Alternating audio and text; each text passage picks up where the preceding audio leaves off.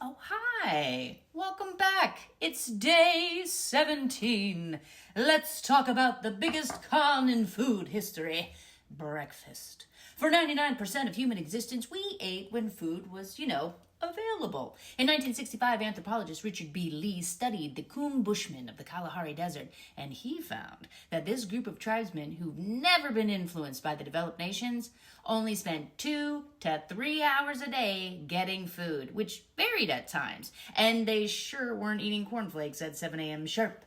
So, who decided breakfast is the most important meal of the day? The first culprit? Dr. John Harvey Kellogg. Yes, that Kellogg. A deeply religious Seventh-day Adventist who ran the Battle Creek Sanitarium, which was a health resort where healthy, anxious Victorians came to be cured of nervous disorders like hysteria, hypochondria, and exhaustion from being too rich and bored. He believed eating stimulating food like meat and spices lead to, wait for it, masturbation. So he pushed cereal as a way to curb the solitary vice in young boys, as well as administered coffee enemas to his patients because he truly believed it would cleanse the bowels and promote moral purity. That's your breakfast heritage, a crunchy bowl of Puritan guilt. But he didn't coin the slogan. The actual phrase, breakfast is the most important meal of the day, that was actually cemented by General Foods' marketing team in 1944 for their Grape Nuts campaign. Eat a good breakfast, do a better job. They handed out pamphlets, ran radio ads claiming nutrition experts say breakfast is the most important meal of the day. Who were those experts? Well, just Don Draper in the marketing department. Yeah, there was no actual nutritionist ever named. General Foods actually invented the authority to sell more cereal because lunch and dinner were already very well set in American homes. But breakfast was the grocer's most promising target. So, pure capitalism, dressed in a lab coat and promoted by a wide variety of cartoon characters, said breakfast is the most important meal of the day. If you'd like to learn more about the marketing of cereal, you can look for the article called Why Cereal Has Such Aggressive Marketing by Alex Mayasi in The Atlantic.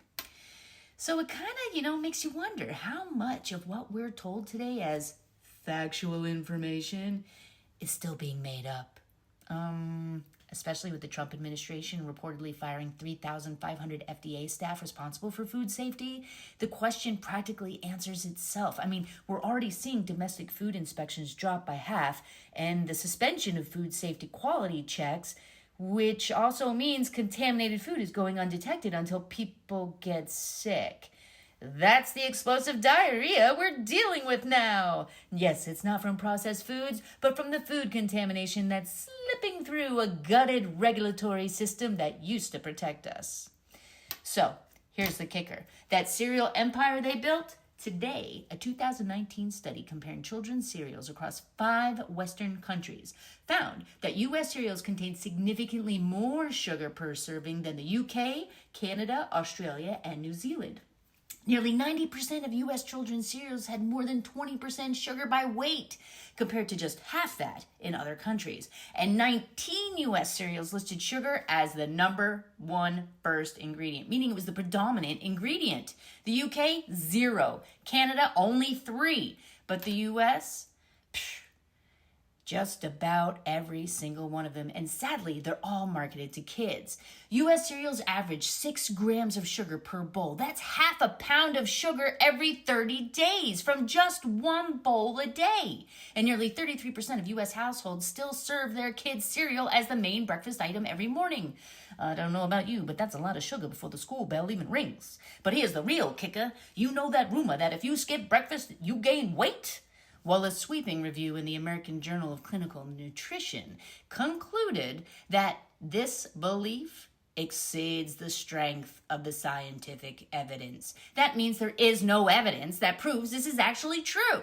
Researchers found that many studies were biased, improperly used casual language, and drew misleading conclusions with unrepeatable results. One randomized controlled trial of 300 people trying to lose weight found absolutely no difference in weight loss between those who ate breakfast and those who skipped it. In fact, an NIH analysis suggests breakfast is just another meal, not the most important one, and that prolonging an overnight fast actually can be more beneficial. So, here's your somatic action for the day. Eat when you're hungry, not when a cereal box, a talking tiger, or a magically delicious leprechaun tells you to. Listen to your body, not a 1940s ad agency. And if you wake up hungry, eat. If you don't. Just have some coffee, water, juice, and wait. Your ancestors didn't have grape nuts and they survived just fine. That's it for today. I hope you enjoyed yourself and I will see you tomorrow. Cheers.